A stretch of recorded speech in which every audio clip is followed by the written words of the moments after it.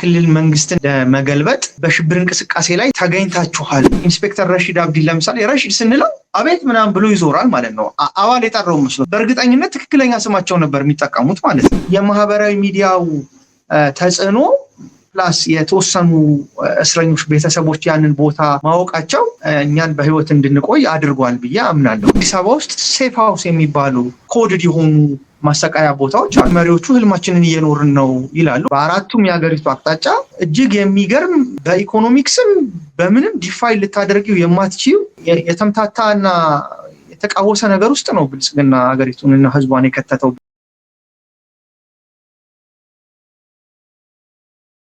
ፍርድ ቤት ለመጀመሪያ ጊዜ ከነዛ ልጆች ጋር ያው በኋላ አብረን እስከ መጨረሻው የቆየናቸው ሰዎች እነ መላክ ምሳሌ እነ ኮማንደር ጌታወይ እነ ዜና ኃይሉ እነ አወቀ ስንሻው እነ ይልማ በዛብህ እነ ዳዊት እንደዚህ የሚባሉ እነ ፍቃዱ በርከት ያሉ እነ ዓለም ሁሉም ጤና ቅድስት ከበደ የምትባል ያቺ አንድ ልጅ ነገር እነዚህ ሰዎች ሆነን 28 ሰው አካባቢ ኦሮሚያ ፍርድ ቤት አቀረቡን ማለት ነው። ግንቦት 14 የሚባለው ነገር አልገባንም። በኦሮሚኛ ነው የቀረበው። ለምንድን ነው ኦሮሚያ ፍርድ ቤት የምትቀርቡበት ምክንያት? የኦሮሚያ ጉዳይ ነው እንዴ? አሁን እዛ ጋር እንግዲህ ተርጓሚው ያለን ምንድነው በኦሮሚያ ክልል የኦሮሚያ ክልል መንግስትን ለመገልበጥ በሽብር እንቅስቃሴ ላይ ተገኝታችኋል ብሎ ፖሊስ ለፍርድ ቤት የ14 ቀን ጊዜ ቀጠሮ ጠይቆባችሁ 14 ቀን ተፈቅዷል አለ። ይሄ ስም ምናምን ከጠየቀን በኋላ አጠቃላይ ያለውን ሁኔታ ሲያስረዳ ሰመራይዝ አድርጎ ተርጓሚው ልጅ በሸገር ከተማና በኦሮሚያ ክልል በሽብር እንቅስቃሴ ላይ ስትሰማሩ በተቀናጀ ኦፕሬሽን ተይዛችሁ ቀርባችኋል፣ የሽብር መዝገብ ተከፍቶባችሁ 14 ቀን ጠይቋል፣ እሱ ተሰጥቷል የሚል ነገር ነው የነገረን። 28ታችንም የአማራ ተወላጆች ነን። ከ27ቱ እንደነገርኩሽ ከተለያዩ የአማራ አካባቢ ተወልደው አዲስ አበባ ላይ ሁሉ በተለያየ ቦታ ላይ የሚሰሩ ሰዎች ናቸው። ግን በሃይማኖት ስብጥርም 28ታችንም ነው 27 ሰው ኦርቶዶክስ ተከታይ ነው። አንድ በመሃል የተፈታ ልጅ እሱ ፕሮቴስታንት ነው። ከዛ ውጪ ሁላችንም አማራዎች ነን። ያንንም ብሔር ሲባል እዛ ፍርድ ቤት ላይ ነው እንግዲህ የምንሰማው ማለት ነው የሰማው። እንዴት ተደርጎ በኦሮሚያ ክልል ተብሎ ክስ እንደተመሰረተብን ራሱ ግራ የሚገባ ነገር ነው። በ14 ያችን መዝገብ ከፈተ፣ የሽብር መዝገብ ተከፈተብን። ከዛ በኋላ መልሰው ይዘውን ወደዛው ወደ ማቆያው ቦታ ሄድን። በኋላ ከልጆቹ ጋር ከተግባባን በኋላ ያ ቦታ የኦሮሚያ ልዩ ኃይል የቀድሞ ካምፕ ነበር። ያ ቦታ እኛ የነበርንበት ግቢ ማለት ነው። ከዛ በፊት ግን የተለያዩ ሰዎች እየታሰሩበት እንደነበረ ሰምቻለሁ። ለምሳሌ እንደ ጋሽ ታዲዮስም እዛ እንደነበሩ እሳቸውንም አግኝቼ ቦታውን ስነግራቸው ቃሊቲ አብረን ስለነበርን እዛ እንደነበሩ ነግረውኛል። በአስቸኳይ ጊዜ አዋጁ ነው በላይ በቃል የተወሰዱት በአስቸኳይ ጊዜ አዋጁ ነው። እኛ ገና ሚያዚያና ግንቦት አጠቃላይ ይሄ እነ ዳዊት በጋሻው እነ ጎበዜ እነ ዶክተር ሲሳው ብቻው እነ ዶክተር ወንዶሰን በታሰሩበት ጊዜ በዛ ዌቭ ነው እኔ የታሰርኩት እና እነሱ ግን አዲስ አበባ ፖሊስ እና ፌደራል ፖሊስ ነበሩ። ወደ ገላን ይሄድ ነው ማለት ነው። እና ያንን መዝገብ ከከፈቱ በኋላ እንግዲህ በ18 ከ4 ቀን ቆይታ በኋላ ግቢ አጽዱ ተባለ። ያው ፊዚካሊ ደህና የነበሩ ልጆች አጸዱ፣ ያልቻልን ሰዎች አልቻልንም። በ18 ወደ 10 ሰዓት አካባቢ ፌደራል ፖሊስ 2 ኮስተር ከፍተኛ ሁኔታ የታጠቀ 3 ፓትሮል ብሬን የተጠመደበት በቃ ልነግርሽ ከምችለው በላይ የታጠቁ ሰዎች ናቸው መተው ከዛ ወደ ሜክሲኮ ፌደራል ወንጀል ምርመራ ግንቦት 18 ወይም እኔ ከ15 ቀን በኋላ በ15ኛው ቀን እዛ እንድንወሰድ ተደረገ ማለት ነው። ሌሎቹ እስከ 20 ቀን 22 ቀን የታሰሩ ደግሞ አሉ ማለት ነው። ከኔ ቀደም ብለው እዛ ግቢ ላይ ታስረው የነበሩ 7 ቀን 8 ቀን እስከ 9 ቀን አካባቢ። ስለዚህ ያው አሻራ እንድንሰጥ ምንድነው ክሳችን እንግዲህ ያልነስን ለሁላችንም በሽብር እንደተከሰሰን የፌደራል መንግስትን ለመገልበጥ በሚደረጉ የኦሮሚያ ክልል መንግስትን የማፍረስ የሚለው ቀረና ከፋለ። አሁን ወደ ሁለተኛ መዝገብ ተከፈተ ማለት ነው። ኦሮሚያ ክልል ላይ የተከፈተው መዝገብ ባለበት ሆኖ ፌደራል ፖሊስ መጥቶ ተረከበን። ከዛ ገላን ይሄ አዲስ አበባ ዙሪያ ያለው ገላን ክፍለ ከተማ አይነት ወይም ይሄ የሸገር እዚህ አሁን ለምሳሌ አባ ሳሙኤል አካባቢ ያለው ገላን ይባላል። እዛኛው ገላን አይደለም። ገላን የሚባለው ከተማ አለ እዛ ልክ እንደ ቡራዩ ምናምን እንደሚባለው እዛ ገላን ነው እኛ የነበር። እዚህ ስመጣ ፌደራል ፖሊስ ቀርብ በፌደራል መንግስቱ ላይ የሚል ክስ ቀረበ። እንግዲህ የመጀመሪያው እንግዲህ ያ 3 ዓመት እንግዲህ እስሩና ሂደቱ ከዛ ጀመረ ማለት ነው። እና ስለዚህ አሁን ወደ አዲስ አበባ ከመጣ በኋላ ሜክሲኮ ከመጣ በኋላ የት ነው በዋናነት የቆየው? ቃሊቲ ነው? ቅሊንጦ ነው? ተቀያይሯል ወይስ አንድ ቦታ ነው የቆየው 3 ዓመት? ነው አይደለም። መጀመሪያ ያው ወንጀል ምርመራ 2 ወር አካባቢ ተቀምጠናል። ባይዘው 2 ወር አካባቢ ሜክሲኮ ስንቀመጥ በጣም ከፍተኛ የሆነ የሰብአዊ መብት ጥሰት ተፈጥሮ ስለነበር ከፍተኛ የሆነ የሚዲያ ሽፋኖች ነበሩ። በጣም በብዙ በወቅቱ የነበሩ ሚዲያዎች ላይ እኔም በጣም ካምፔን ይደረግ ነበረ። ዌር ኢዝ ኤርሚያስ መኩሪያ የሚል ልክ በየቀኑ እንደዚህ ማህበራዊ ሚዲያ ላይ ማድረግ ዜናዎች ሽፋን የማግኘት ነገር ነበረ። ኢንተርቪዎች ቤተሰቦችን የማድረግ ነገር ነበረ። አትሊስት እኔ ለዛ ከፍተኛ የሆነ ምስጋና ማቅረብ በዚህ አጋጣሚ ይፈልጋሉ። ምክንያቱም አንዳንድ ጊዜ ሳስበው እነዛ ሰዎች በስማቸው ነበር የሚጠራሩት እና ሳስበው ከዛ በህይወት የመውጣት እድላችን በጣም የመነመነ ይመስለኛል። እኔ ፐርሰናሊ በደንብ ከኢትዮጵያ ሰብአዊ መብቶች ኮሚሽን ከኢትዮጵያ ዲፌንደርስ የሂውማን ራይት ዲፌንደርስ ወይም ጋሽ ያሬድ ኃይለማርያም የሚመራው ተቋም በወቅቱ እነሱ መግለጫዎች ያወጡ ነበረ። እነ ዶክተር ዳንኤል በቀለ ጋራ ጉዳዩ እንዲደርስ ተደርጎ ነበረ። ቤተሰቦችም ደግሞ ፌደራል ፖሊስ ሄደው ምክንያቱም ስያዝ በተያዝኩ ቀን አንድ ሰው ጋቢና ከኔ ጋር አብሮ ነበር። እሱ መሀል ላይ እዛ ፎቶ ሊያነሱን ያወረዱን ጊዜ አዲሱ ገበያ ላይ እሱን ሂድ ከዚህ ብለውት ነው እና ያ ልጅ ምን አይነት ሰዎች እንደያዙን እንደነበረ ያ አይቷል። የፌደራል ፖሊስ ስዋት የሚል እንትን እንደሆነ ቤተሰቦቼ ፌደራል ፖሊስ ነው በቁጥጥር ስር ያዋለው፣ ስለዚህ የት አደረሰው የሚል እየተመላለሱ የመጠየቅ ነገር ነበረ። እዚህ ቦታ ነው የሚል ምላሽ ባያገኙ ማለት ነው። የዚህ አይነት ነገር ነበር። እዛ እንደደረስን በ18 ለአንዳንድ ሰው ደውላችሁ ማሳወቅ ትችላላችሁ ተባለ። መጥተው መጠየቅ እንደሚችሉ ሜክሲኮ ወንጀል ምርመራ እንደመጣን ሁላችንም ደውለን አሳወቅን። እንደነገርኩሽ በርከት ያለ የጠበቃዎች ቲም መጥቶ ያንን ነገሮች ያለንበትን ሁኔታ የማየት መጠየቅ፣ ፊዚካል ዳሜጆችም ደርሰውብን ስለነበረ ያንን ነገር የማየት እድል ነበርና በጣም ከፍተኛ የሆነ መነጋገሪያ ነበር በወቅቱ። ስለዚህ ቆይ ምናልባት እዚህ ላይ ተመልሼ እመጣለሁ። ቤተሰቦች ተግተው መጠየቃቸው፣ መከራከራቸው፣ ጠበቃዎች መምጣታቸው፣ ኤርሚያስ የት ሄደ ብሎ ሰው በሶሻል ሚዲያም በሚዲያም ካምፔን ማድረጉ፣ እነዚህ ካምፔን ሁሉ መደረጋቸው ምናልባት ህይወቴን አትርፎታል ብለህ ትገምታለህ? ምክንያቱም ብዙ ጊዜ ሰዎች እየተወሰዱ ይጠፋሉ እና ዝም ሲባል ጠያቂ ከሌለው አንድ ሰው ላይመለስ ይችላል። ጩኸት በበዛ ቁጥር፣ ጥያቄ በበዛ ቁጥር ምናልባት የታሰበውና የታቀደው ነገር ተቀይሮ ሊመጣ ይችላል ነው ወይ የምትለው? ምክንያቱም አሁን ከንግግርህ አንጻር በስማቸው የሚጠራሩት ነገ ይሄ ሰውዬ ወጥቶ ያጋልጠኛል ብለው ስለማያስቡ ነው። በቃ እንደሚገሉን ስለሚያውቁ ነው እዛው ሁሉን ነገር የሚያሳዩን ነው መሰለኝ ሀሳብ። እሱን በደንብ ክሊር አድርግልኝ። አብሶሉትሊ ምንም ጥያቄ የለውም። እኔ ያንንም የሚያሳይ ነገር ነበር። ለምሳሌ ኢንስፔክተር ጅብሪል የሚባለው የዛ የኦሮሚያ ፖሊስን የሚመራው የነበረው ሰው ወደ ጠዋት ወደ ሽንት ሲሄድ ናስቲ ምናምን ይለኝና ስልክ ይጎረጉራል።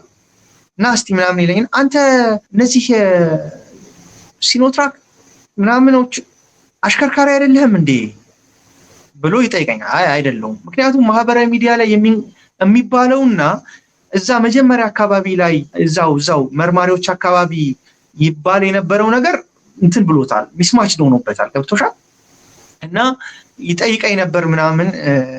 አይደለሁም እኔ ያ መረጃ ስህተት ነው ብዬ ነበር ማልፈው። እና ኦፍኮርስ ምንም ጥያቄ የለውም እነዚህ ሰዎችን እኛ ስማቸውን ሊስት አድርገን የያዝናቸው እኮ ስለሚጠራሩበት ነው።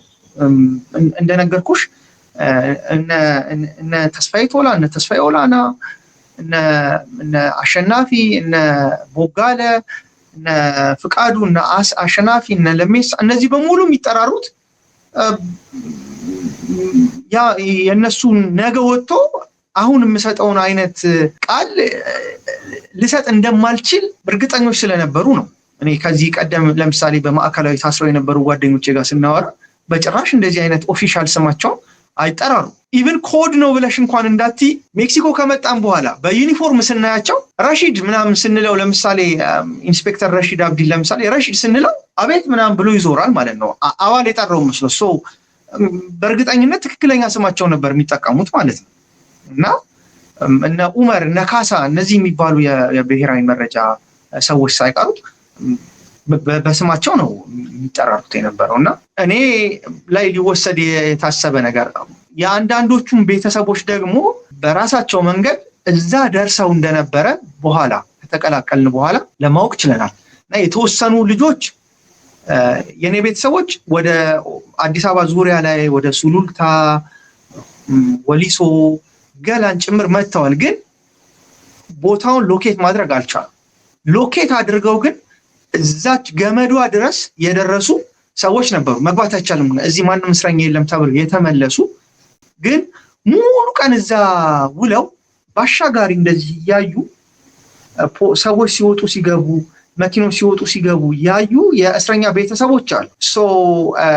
የማህበራዊ ሚዲያው ተጽዕኖ ፕላስ የተወሰኑ እስረኞች ቤተሰቦች ያንን ቦታ ማወቃቸው እኛን በህይወት እንድንቆይ አድርጓል ብዬ አምናለሁ። እና በጣም ተጽዕኖ በጣም ጥሩ ነበረ ማለት የኔ አንደርስታንዲንግ እና የኔ ግምገማ እንደዛ ነው። እና በጣም ረድቶኛል ብዬ ነው ማስበው።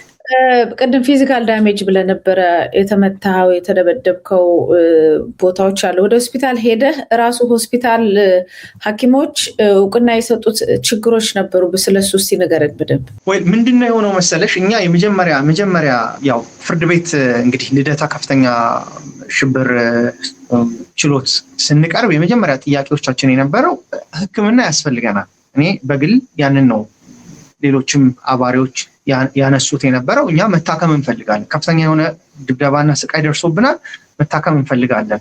ሁለተኛ የደረሰብንን ኢሰብአዊ የሆነ አያያዝ የኢትዮጵያ ሰብአዊ መብት ኮሚሽን ትዕዛዝ ተሰጥቶ ከፍርድ ቤት መጥቶ ያነጋግረን የሚል ጥያቄዎች ነበሩ ምን ጠይቀው የነበረው ማለት ነው። ጊዜ ቀጠሮ ችሎት ላይ ሕክምና ለማግኘት የሚለው ነገር በጭራሽ የሚታሰብ አልነበር።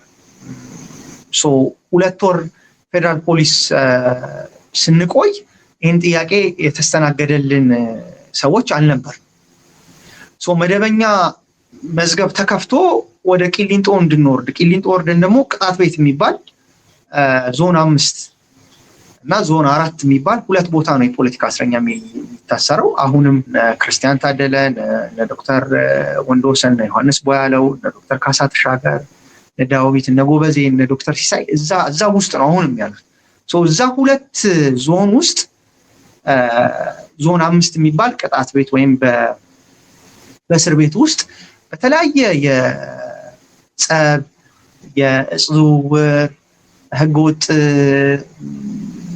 ግጭቶች ምናምን የሚመሩ ወይም በዛ የሚጠረጠሩ ሰዎች ለብቻ ተነጥለው የሚታሰሩበት ቅጣት ቤት ወይም ዞን 5 የሚባል አለ። እዛ ነው እንድንገባ የተደረገው። እዛ ከገባን በኋላ መደበኛ ክስ ተመስርቶብን ማለት ነው ፍርድ ቤት ላይ ይህን ጥያቄዎች እንጠይቅ ነበር። እና ፍርድ ቤት በጠበቆቻችን በኩል ስናቀርብ ፖሊስ ሆስፒታል እኔ በግሌ ያደረኩት ፖሊስ ሆስፒታል መታከም አልፈልግም። ምክንያቱም ፖሊስ ሆስፒታል ላይ የሚነሱ ችግሮች አሉ። አንደኛ ምንም አይነት የወረቀትን በይው የሰነድ ማስረጃ እንዲሰጥሽ አይቻልም። እኔ ድሮ ጳውሎስ ሆስፒታልም ሰርቼ ስለነበር አሰራሩንም ስለማቀው እኔ ጳውሎስ ሆስፒታል መታከም ፈልጋለሁ። ምክንያቱም አትሊስት መረጃዎቹ ሴፍ ናቸው ወይም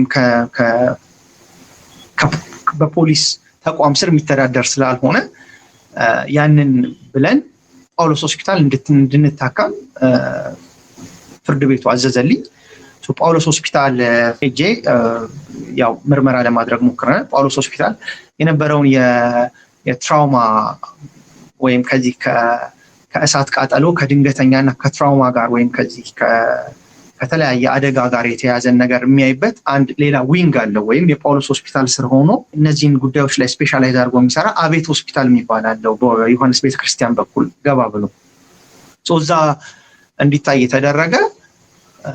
በምርመራው እንግዲህ የኦርቶፔዲክስ እና የኒውሮሎጂ ወይም የነርቭ ሕክምና ስለነበር ምክንያቱም ዲስኮቼ በልጅ አድርገው ነርቮቼ ላይ የመጫን ነገር ስለነበረው ከፍተኛ የመንቀሳቀስ ይሄ የታችኛውን የእግሮቼን ክፍል አንዳንድ ጊዜ የመደንዘዝ እና የማዘዝ ችግሮች ስለነበሩ ፕላስ የግራ ጉልበቴ ደግሞ ከፍተኛ የሆነ ስቃይ ስለነበረው እዛ የሁለቱ ጋር ከፍተኛ ምርመራ ለማድረግ ችያለሁ መጀመሪያ ላይ። ከዛ በኋላ ግን ፋይንዲንጉ አንደኛ መዝገቡ ላይ ከፊት ለፊት ሲገልጡት ሐኪሞቹ ኤርሚያስ መኩሪያ የተጠረጠረበት የወንጀል አይነት ሽብር የሚል በትልቁ እንትን ስላለ በዛ ላይ እንደገና አጃቢዎቹ 5-6ቱም አብረው ነው የሚገቡት ከነሙሉ ትጥቃቸው። በጣም አስቸጋሪ ነው። የምርመራ ሂደቱን በጣም አስቸጋሪ ነው ያደረገው እና በኋላ በምን የተነሳ ነው ሲሉ በፖሊስ ድብደባ ደርሶብኝ ነው ይሄ ነገር የሆነው የሚለውን ነገር እየተናገርን ስንሄድ በማረሚያ ቤቱ በኩል ያን ነገር ከዛ በኋላ ማስቀጠል በጣም አስቸጋሪ መስሎ ታያቸውና ሕክምናውን ሊትራሊ አቆሙት ማለት ነው። ፍርድ ቤትም ሕክምናውን እየተከለከልን ነው፣ ሕክምና መታከም አለብን የሚል ጥያቄ ስናነሳ ትዕዛዝ ይሰጣል። ማረሚያው ግን ምን ያደርጋል? ለምሳሌ የአጥንት ሕክምና ሰኞ ካለሽ ማክሰኞ ይዞሽ ይሄዳል። ሰኞ ነዳጅ የለንም አጃቢ የለንም ይልና ማክሰኞ ይዞሽ ይሄዳል። ማክሰኞ ይዞሽ ሲሄድ በተራ ነው የሚሰራበት። ለምሳሌ የአጥንት ሕክምና ሰኞ ከዋለ ኦፒዲዎቹን ይዞ ማክሰኞ ስትሄጂ የልብ ሕክምና ወይም የልብ ስፔሻሊስቶች ካርዲዮሎጂስቶች ምናምን ነው የሚኖሩት። ምሳሌ ይሄ እኮ ትላንትና ነበር ይልሻል። እንደገና ሪስኬጁል ነው የምትደረግ። የነርቭም እንደዛው። ስለዚህ አልወሰድንም እንዳይሉ ይወስዱሻል፣ ግን በሚባለው ቀን ላይ አይወስዱሻል። ስለዚህ ያ ሕክምናውን በስነ ስርዓት የመከታተል እና በወቅቱ መዳን የነበረባቸው ወይም ማገገም የነበረባቸውን ጉዳቶች እንዳያገግም እንዳልታከም ተደርጓልና የተፈጠረው ነገር ይሄ ነው። ቆይታውን በተመለከተ ሜክሲኮ 2 ወር ነው ኤግዛክትሊ የቆየ ነው። ከዛ በኋላ ወደ ቂሊንጦ ነው እንድንመጣ የተደረገው። እዛ ላይ ግን ቅድም የነገርኩሽ ሜክሲኮ ላይ ያለን ሰብአዊ መብት በተባለው መሰረት ባለሙያዎቹን ሲልክ መጀመሪያ ፌደራል ፖሊስ አብረን እኛ ተቀምጠን ተጠርጣሪውና የሰብአዊ መብት ባለሙያው የሚያደርጉትን ውይይት አቴንድ ማድረግ አለብን የሚል ከፌደራል ፖሊስ በኩል ሐሳብ ቀርቦ መስማማት ሳንችል ቀረ፣ ተመለሱ ማለት ነው። ሁለተኛ ዙር ትዕዛዝ ደግሞ ሲሰጥ ፌደራል ፖሊስ እኛ የምንሰጣችሁን እስረኛ ነው ማናገር የምትችሉት እንጂ ሁሉንም ማናገር አይቻልም በሚል እንደገና ተፋረስን ማለት ነው። ኢን ዘ ሚን ታይም እነሱ ጊዜ እየገዙብን ነው። እጃችን ላይ ያለው ጠባሳ፣ ጀርባችን ላይ የተገረፍናቸው ጠባሳዎች የመሳሰሉት ነገር ይሄ ፊዚካሊ ሊታዩ የሚችሉትን ነገር እንዲድን ጊዜ መግዣ ነው ያደረገብን ማለት ነው። መጨረሻ ላይ በአስገዳጅ ሁኔታ ፍርድ ቤት በነፃነት ተከሳሾቹን ያነጋግሩ ተብሎ ሲመጣ ኦልሞስት ከ1 ወር ከ20 ቀን ምናምን በኋላ ነው እና የጀርባችን ሰንበር ግርፌው ምናምን ቪዚቢሊቲው እንዲያጣ አደረጉን ማለት ነው። ግን የነበሩትን ሁኔታዎች በደንብ አስረድተናቸው የኢትዮጵያ ሰብአዊ መብት ኮሚሽን በዚህ በመዝገቡ ላይ ስለነበረው የሰብአዊ መብት ጥሰት እና ቶርች ስለመደረጋችን ግን የሚገልጽ እንትኖች በወቅቱ ሕክምና ይደረግልን የሚል ጥያቄ ለፍርድ ቤት አቅርበን መልስ እየጠበቅ እንደነበረ ከግንዛቤ ባስገባ ሁኔታ ያንን ሪፖርቱን ኮንሶሊዴት አድርጎ አውጥቷል። ከዛ በኋላ እንግዲህ ወደ ቂሊንጦ ነው ሄድነው። ቂሊንጦ ወደ 8 ወር አካባቢ እንደቆየን ለፍርድ ቤት ትዕዛዝ ማረሚያው ለደህንነት ያስቸግረኛል ወይም ወደ ከፍተኛ ጥበቃ መሄድ አለበት በሚል ከሌሎች 4 ሰዎች ጋር ሆነን እኔ ጌጤ የሚባል ዮርዳኖስ የሚባል ጋሽ ታዲዮስ ኮማንደር ጌታዌ የሚባል ሰዎች ተደርገን ወደ ቃሊቲ ከፍተኛ ጥበቃ እንድንዛወር ተደረገ። ቃሊቲ ዋይት ሃውስ የሚባል ደግሞ እና 6ኛ ቤት የሚባል ነበር። 6ኛ ቤት እነ ዶክተር ወንደሰን እነ ጎበዜ የመሳሰሉ ሰዎች ያሉበት ነው። እዚህኛው ታችኛው ደግሞ ወይም ዋይት ሃውስ የሚባለው እነ አብዲ ኢሌ እነ ጋሻብነት እነ ጀነራል ክንፈ የነበሩበት ግቢ እዛ እንድንገባ ተደረገ። እዛ ቆይተን በኋላ ከአዋሽ እነ ክርስቲያን እነ ዶክተር ካሳም ሲመጡ እዛው እኛው ጋር እንዲቀላቀሉ ተደረገ። ቃሊቲ ደግሞ እንደዛ እንድንቆይ ተደረገ። ከቃሊቲ ደግሞ በኋላ እንደገና ወደ ቂሊንጦ እንድንመለስ ተደረገ። ከብይን በኋላ ወይ ጥፋተኛ ነህ ብሎ እንግዲህ ከፈረደብኝ በኋላ ደግሞ ወደ ዝዋይ ሄጄ ዝዋይ ደግሞ 10 ወር አጠቃላይ ቆይታ ይሄን ይመስላል። ገላን ከዛ ሜክሲኮ ከዛ ቂሊንጦ ከዛ ቃሊቲ ከዛ ተመልሶ ቂሊንጦ ከዛ ወደ ዝዋይ ብዙዎቹን አዳርሻቸዋለሁ ማለት ነው። የጤና ሁኔታ በአሁኑ ሰዓት እንዴት ነው? ሕክምና የሚያስፈልገው ነው አይደለ? የቆየው ነገር ቢቆይም የተለወጠ ወይም የዳነ ነገር አለ? የሕክምና ዶክመንቶችን እያየኋቸው ስለነበረ የታከምነው ነገር የለም። ምክንያቱም ዝዋይ ከወሰዱኝም በኋላ ያው ሕክምናው የማይታሰብ ነገር ነው። ከእስር ስፈታ ደግሞ ፕላኔ ያ ነበር። እኔ አሁን ጠንከር ያለ ምርመራ ያስፈልገኛል። ምክንያቱም የእግሬና የጀርባዬ ህመም በጣም ከበድ ያለ ነው በደረሰብኝ ጉዳት ማለት ነው። እና እንግዲህ እንደ አጋጣሚ ደግሞ ሆኖ የዚህ የዳግም እስሩ መረጃ ይህን መረጃ ሊያገኙ በሚችሉ ሰዎች በኩል ሲደርሰኝ ጊዜ ማቃጠል ስላልነበረብኝ ለመውጣት አስገዳጅ ሁኔታ ነው ገጥሞኝ ሕክምናውን ሳላረግ ወደ ስደት የወጣሁት ማለት ነው። እና ሕክምናው ምንም መታከም ያለብኝ ግን በሚፈልገው ደረጃ እና ጊዜ ባለማግኘቴ ያንን ሳላረገው ነው ማለት ነው ወደዚህ የወጣሁት። ስለዚህ አሁን በስደት ነው ያለኸው።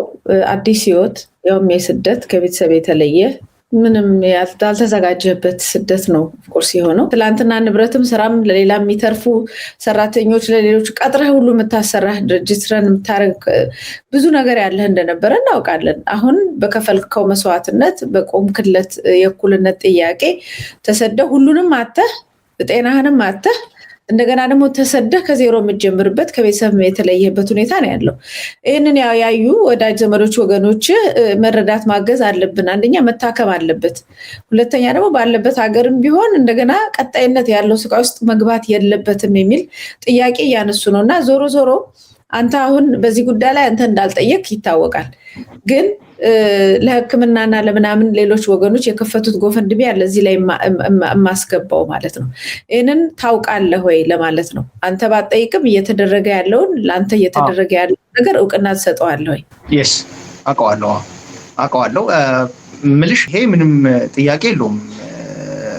እንግዲህ 3 ዓመት ለሚጠጋ ጊዜ ስንታሰር በእኔም ይሁን በተመሳሳይ በእስር ውስጥ እያለፉ ያሉ ሰዎች በጋራ የምንፈተንበት ነገር ይሄ ጉዳይ ነው። ምክንያቱም እስር ላይ ስትገቢ ሁሉም ነገር በሰዎች ላይ ወይ በሰዎች እጅ ላይ እንድትወድቂ ነው የሚያደርግሽ እና የእስር አስከፊነቱ አንዱ ይሄ ገጽታው ነው እና ስለዚህ ይሄ ያልሽውን ነገር እውቅናው አለኝ፣ አውቀዋለሁ ማለት ነው። መልካም አመሰግናለሁ። አንተ ኦፊሻሊ በዚህ ጉዳይ ላይ ያው ሁሉ ጊዜ ራስን ችለህ ለምትኖር ስለሆንክ ይሄን ነገር መናገርም እንደማትፈልግ አውቃለሁ። ራስን ሰርተም እንደገና የምትችለውንም ራስን ይዘህ ለመቆም ብዙ የራስን እንቅስቃሴ እንደምታደርግም አውቃለሁ። ማህበረሰቡ ግን እንደ ማህበረሰብ ማሳከም አለብን፣ ማገዝ አለብን። ለተከፈለው መስዋዕትነት የምንችለውን እናደርጋለን ብሎ ስለመጣ እኔ በበኩሌ ይህንን እንቅስቃሴ የሚያደርጉትን ሁሉ አመሰግናለሁ። የሚያዩት የሚሰሙትም ሁሉ ኃላፊነት አለብን ብዬ ነው በዚህ ጉዳይ ይህንን ማልፈው የጎፈንድሚ ሊንኩንም አስቀምጣለሁ። ከዛ ውጭ ግን ወደ ጓደኞች ምንም ሰዓታችን ብዙ ቢሄድም መነጋገር አለብን። ወገኖቻችን እንዴት ናቸው እስር ቤት ያሉት? እንደው ስላገኛቸው አሁን በቅርብ ያያቸው የሰማቸው ሰው ስንሰማ በጣም ደስ ይለናል። ወገኖቻችን፣ ባልደረቦቻችን እነ ጎበዜ ሲሳይ የምናውቃቸው እነ መስከረም አበራ እነ ሌሎችም ነገነት አስማ እንደ ጌታ ዳዊት በጋሻው እንደዚህ አይነት በጋዜጠኝነት ሙያ ላይ ለሌላው ሁሉ ሲቆም የነበረ ልጅ እንደዚሁ ደግሞ በትላልቅ ደረጃ ላይ ተምረው በአማራ ክልል በሀገርም ደረጃ ትልቅ ነገር የሚሰሩ ሰዎች ከነ እውቀታቸው የፕሮፌሰርነት ማዕረግ ይዘው የዶክተርነት ማዕረግ ይዘው እዛ እስር ቤት ውስጥ እየተጎሳቆሉ እንደሆነ ሰምተናል። ስለዛ ጉዳይ እስቲ ትንሽ ለአድማጭ ተመልካቾቻችን አስረዳለን። በጣም አስቸጋሪ ነው እስር ቤት። በጣም ምናልባት ያልታሰረ ሰው ይህንን ነገር ለመረዳት የሚቸግረው ይመስለኛል። ግን ኢቭን እንደ ማንኛውም እስረኛ አይደለም ትሪት የሚደረጉት። በጣም ከፍተኛ የሆነ መገለል አለ። ቤተሰብ ላይ የሚደርስ ከፍተኛ የሆነ ጫና አለ። ለምሳሌ እንደነገርኩሽ እነዚህ ሰዎች ተገለው ነው ያሉት። ለብቻ ዞን ነው ያለው። ስለዚህ ባይ ዲፎልት ዞን 4 እና ዞን 5 ቂሊንጦ ሄደች ዞን 4 እና ዞን 5 ጠያቂ ነኝ ስትይ ከእጀባ ጀምሮ በቃ አንቺ የመንግስት በጠላትነት ፈርጆ ያስቀመጣቸው ሰዎች ጠያቂ ተብለሽ ነው ሌብል የምትደረጊው። ስለዚህ ፍተሻው በጣም የጠነከረ ነው። እጅግ በጣም ኋላ ቀር የሆነ አፈታተሽ ነው ያለው። ሰውን ዳግመኛ ለመጣም የሚያስብል አይነት ፍተሻ ነው ያለው which is intentional። በተለይ የእስረኞቹ እህቶቻችን ላይ ባለቤቶቻችን ላይ የሚደርሰው አፈታተሽ which is በጣም አስቸጋሪ አጸያፊ የሆኑ ኢንቴንሽናል የሆኑ ናቸው። ከዛ በተረፈ ደግሞ እንደገና የሚሰጥሽ ደቂቃ በጣም አስቸጋሪ ነው። ሕክምና በጣም የማይገኝበት ነው። ወይም የምትጠይቂያቸው ጥያቄዎች ምላሽ ለመስጠት ከአንቺ አቤቱታና ከፍርድ ቤቱ ብይን ባሻገር የማረሚያ ቤቱና የመረጃ እና ደህንነት አገልግሎት እያመነበት እና ይሁን አይሁን እያለ ኢንተርፊር የሚያደርግበት ነገር ነው ያለውና በጣም በአስቸጋሪ በጣም በማይመች ሁኔታ ላይ ነው የሚገኙት።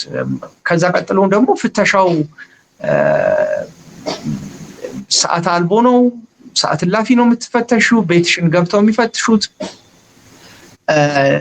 ልብሶችሽን ወይም የምግብ እቃዎችሽን እጅግ በጣም በአስቸጋሪና ስነ ምግባር ወይም ፖሊሳዊ ኢቲክስ ባልጠበቀ አይነት ሁኔታ ነው የሚፈተሸው። አሁን ሪሰንትሊ ደግሞ የሰማኋቸው ደግሞ ከጊዜ ቀጠሮ ወይም ከቂሊንጦ ማቆያ አጓጉዘው ወደ 95 አካባቢ ሰዎች ወደ አባ ሳሙኤል ወስደዋል። ኢቭን አባ ሳሙኤል በጀት የለኝም ብሎ ጾም የሚያሳድርበት ሁኔታ እየተፈጠረ ነው ያለውና ይህንን ነገር ምልሽ እኛም አሁን በቀጣይ ይህንን ነገር በደንብ አድቮኬሲው ላይ መስራት ይጠበቅብናል። ሴቶቹም ጋራ እነ መስኪን ነገኒ ያሉበትም ጋራ ተመሳሳይ አይነት ችግር ነው ያለው። እነ ህይወት ያሉበት በጣም አስቸጋሪና በጣም ለኑሮ የማይመች ነው ጫናው። አብዛኞቻችን እንግዲህ ልጆች አሉን። ልጆቻችንን ጥለን ነው የገባነው። ከልጆች ጋራ ኢንተራክት እንድታደርጊ አይፈቀድም። በተለይ ማይነር የሆኑ ልጆችን ልክ እንደ አደልት ከሽቦ ማዶ ነው እንድታናገር የሚደረገው which is ለኖርማል እስረኛ የሚፈቀዱ ነገሮች ሁሉ ለዚህኛው አይፈቀድልሽም። በስንት ጭቅጭቅ በስንት ሁናቴ ነው ልጆችሽን እንኳን በሽቦ ውስጥ ሾልከው ስመሽ ለመመለስ የሚሆነውና በጣም አስቸጋሪ ሁኔታ ነው ያለውና ለሀገርና ለሕዝብ ለሚከፍሉት ዋጋ ሁላችንም ብናስባቸው በምንችለው ብናግዛቸው አትሊስት ድምፅ ብንሆናቸው የሚል መልእክቴን በዚህ አጋጣሚ ማስተላለፍ እፈልጋለሁ። አንዳንድ ካድሬዎች የምናውቃቸው ሰዎች የመንግስት ዘረኛ አይደለም፣ የመንግስት ለኢትዮጵያ ለነገ ትውልድ የሚሻገር ነገር እየሰራ ነው፣ በዘር ለይቶ ሰውን አልጨቆንም፣ ጸረ አማራም አይደለም፣ ኦሮሞንም አይገልም፣ እንደውም በጣም ዲሞክራሲያዊ እና የአገሪቷን በኢኮኖሚ ከፍ ያደረገ መንግስት ነው የሚሉ አሉ። እኛ ደግሞ እሱ ብልጭልጭ ነገር ገንብቶ ሊሆን ይችላል። ማህበረሰባችን ግን አንድም በዘር በተቧደነ መልኩ ዘርን መሰረት በተደረገ እንደ አፓርታይድ እየተለየ ዋጋ ከፍሏል። በሌላይ ደግሞ አብዛኛው ማህበረሰብ ከሌቦች በስተቀር ወይም ከካድሬዎች በስተቀር ደሃ ነው፣ ህይወቱ አልተሻሻልም የሚል ነገር ነው መሬት ላይ ያለውን ነገር ነባራዊ ሁኔታውን እየገለጽን ያለ ነው። አንተ እንግዲህ በዚህ መንግስት ከመጀመሪያውም እስካሁን ያው ዋጋም እየከፈልክ ነው ያለውን ነገር ገና ከመጀመሪያው አካባቢ ልክ አይደለም ብለህ ስትከራከር የነበርክ ሰው ነህ። እንዴት ትገልጸዋለህ ይህን መንግስት ባጭሩ? ይህንን የሚሉ ሰዎችን በቃ አውቆ የተኛ ስለሆነ እኔ አሁን ያለውን ሪያሊቲ ሊረዳ የማይችል ሰው የብልጽግና ካድሬ መሆን ብቻ ነው መለያው የሚሆነው እና ያለው ሁኔታ አገሪቱ በከፍተኛ ሁኔታ በቀውስ እየታመሰች ያለችበት፣ ሰው ወጥቶ መግባት በልቶ ማደር የማይችልበት ኢትዮጵያ ነው እኮ የተፈጠረችው። አሁን ምልሽ በሰዓታት ውስጥ በጣም በሚገርም እና በሚያስደነግጥ ሁኔታ በጣም ቤዚክ የሚባሉ አቅርቦቶች ላይ እኮ ዋጋ ፍላክቹዌት የሚያደርግበት፣ ሰው ከኑሮ ክብደት ለመራቅ ከከተማ እየወጣ የሚሄድበት፣ ሰላምና ደህንነቱ ያልተረጋገጠበት፣ ለመታሰር ውሃ ቀጠነ ምክንያት የሚፈለግበት፣ በሚብለጨለጭና በሚቦጎቦግ መብራት መሃል የተዳፈነ ጨለማ ውስጥ እየኖረ ያለበት፣ ሰው ሰርቫይቭ ለማድረግ በጣም ትግል የገጠመበት ኢትዮጵያ ነው አሁን በዚህ 8 ዓመት ውስጥ የተፈጠረው ነው የምልሽ። ምንም አሁን ይሄንን የተለያዩ ኢንዲኬተሮች እየተጠቀምን ለማብራራት ራሱ የማይቻል ሁኔታ ነው እና ምልሽ አመራሮቹ ወይም መሪዎቹ ህልማችንን እየኖርን ነው ይላሉ። ምናልባት የግለሰብ ህልም እንጂ አገራዊ ህልም ሆኖ የሚታየኝ ነገር የለም። እኔ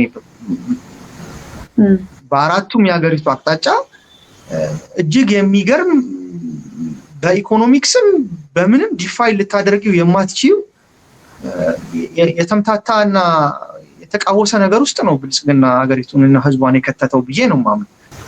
ከዛ ውጪ ግን የአማራን ህዝብ በተመለከተ በደንብ በተለየ ሁኔታ ኤትኒክ ፕሮፋይሊንግ ተሰርቶ የሚሳደድበት፣ ከከተማ እንዲወጣ የሚደረግበት፣ ከማህበራዊ እና ከፖለቲካ ከኢኮኖሚ እንቅስቃሴ እንዲገለል የሚደረግበት፣ ላለፈውም 3 ዓመት አካባቢ ሙሉ ኃይሉን መንግስት አሰማርቶ በምድርና በድሮን እያሰቃየ ህዝቡን እየጨፈጨፈ ያለበት ሂደት ነው እና በዛ ጫናና የህልውና ትግል ውስጥ ያለ ህዝብ ስለመሆኑ ምንም አሁን እዚህ ላይ ሆነን ላንግባባ የምንችልበት ሁኔታ ያለ አይመስለኝም እና አጠቃላይ ያለውን ሁኔታ ስትወስጂው በጣም አስቸጋሪ ሁኔታ ውስጥ እንዳለን ነው የሚሰማኝ።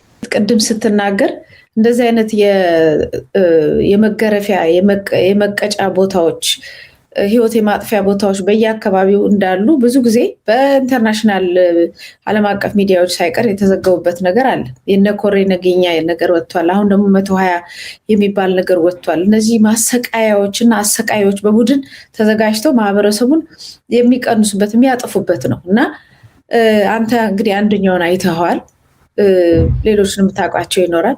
እኛ ሳንሰማ እኛ ሳንዘግብ ቤተሰብ ሳይጠይቅ ድንገት ያጣናቸው ህይወቶች እንደዚህ አይነት ቦታ ላይ በጅምላ የሚቀበሩ የሚቀጠቀጡ የሚገደሉና የሚረሸኑ ይኖራሉ ብለህ ትገምታለህ? ምንም ጥያቄ የለውም። እንደነገርኩሽ ነው ምልሽ።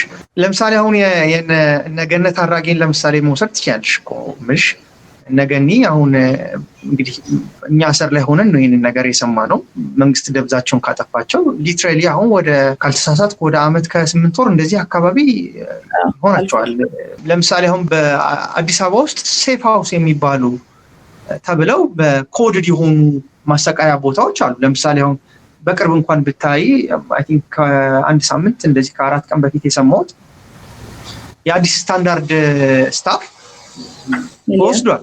የት እንዳለ አይታወቅም። ግን እንደዚህ አይነት አብዳክት እየተደረገ ሰው የሚወሰድበት እስር ቤት ላይ አሁን ከጓደኞቼ ጋርም የዚህ አይነት አጋጣሚ አዲስ አበባ ውስጥ በተለያየ ቦታ ላይ ታስረው እንደነበሩ የምናውቀው ሰዎች አሉ።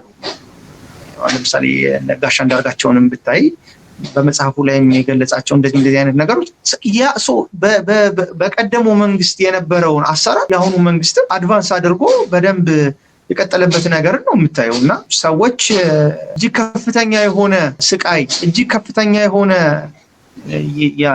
በስርዓቱ ያለመተማመንና መንግስት ይጠብቀናል የሚለው ኮንሰፕት ወይም ሰላም የማስከበርን ሚናውን የዘነጋበት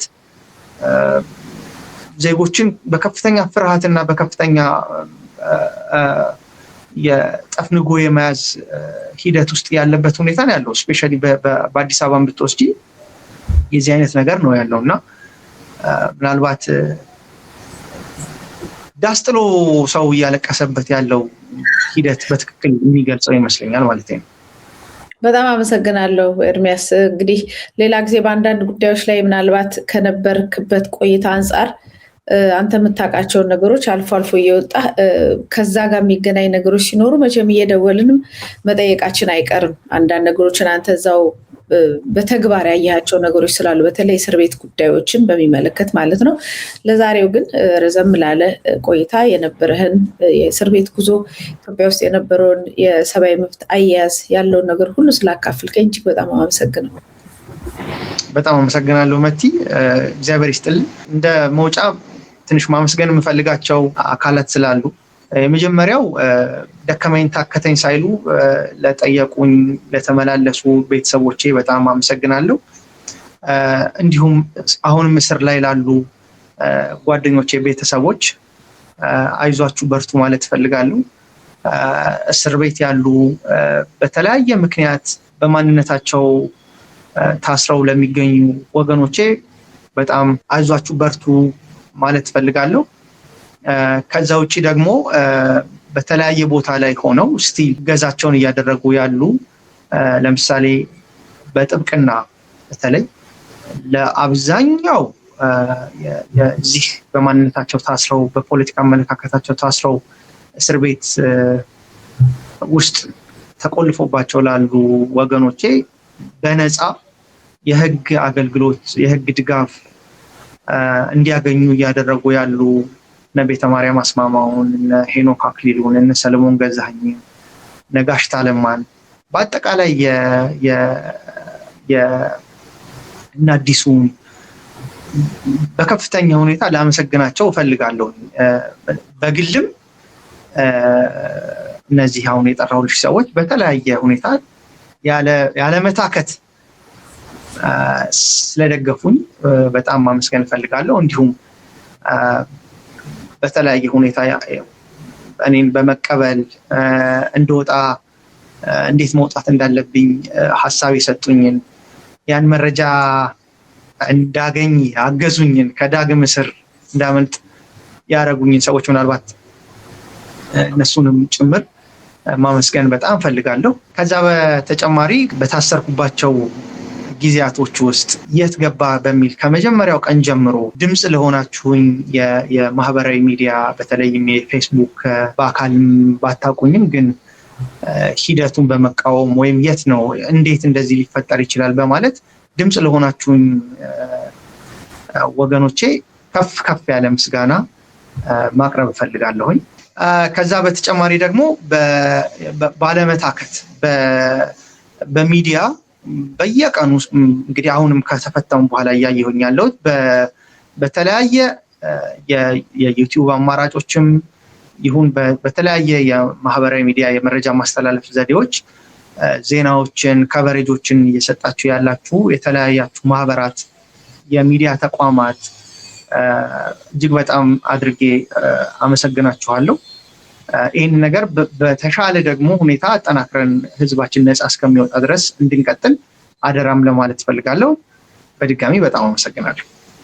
እኛም በጣም እናመሰግናለን። በጽናት ላመንክበት ለቆምክበት ዓላማ ዋጋ ከፍለህ እስካሁን ድረስ በዛው ዓላማ ላይ ስለጸና እጅግ በጣም እናመሰግናለን። እንግዲህ ለዛሬ በዚህ ፈጽም ያለው ዳግም እስከምንገናኝ ክብረት ይስጥልኝ ኤርሚያስ። እግዚአብሔር ይስጥልኝ። አድማጭ ተመልካቾቻችን እንግዲህ ረዘም ያለ ቃለ መጠይቆች ነበር ያቀረብኩላችሁ። ምክንያቱም የነበረውን ሁኔታ በደንብ በዝርዝር መግባት ስላለብን ነው።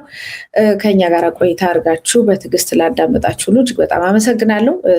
ከዚህ ቀደም እንደገለጽኩላችሁ እንደዚህ አይነት ወገኖቻችን ዋጋ ሲከፍሉ፣ ለእውነት መስዋዕትነት ሲከፍሉ፣ እኛ ደግሞ አለን ብለን ሶሊዳሪቲያችንን ማሳየት የኛ የዜግነት ግዴታ ነው። ከዛ ውጭ እንደዛ ባላረግንበት ሁኔታ ነገ ለእውነት ለሀገር የሚቆም ዜጋ የመውጣቱ ነገር በጣም አሳሳቢ ስለሆነ ደጋግሜ ለማስታወስ እወዳለሁ። ወገኖቻችንን እንድንረዳ እንድናግዝ ኤርሚያስ ለጊዜው አሁን እሱን እዚህ ላይ ዛሬ ስላቀረብኩት ነው። ሌሎችም ወገኖቻችንን እንደዚህ በየጊዜው እያመጣን ተደጋግፈን ነው የነፃነት ጉዟችንን የምንቀጥለው። የጎፈንድሚ ሊንኩን አስቀምጫለሁ።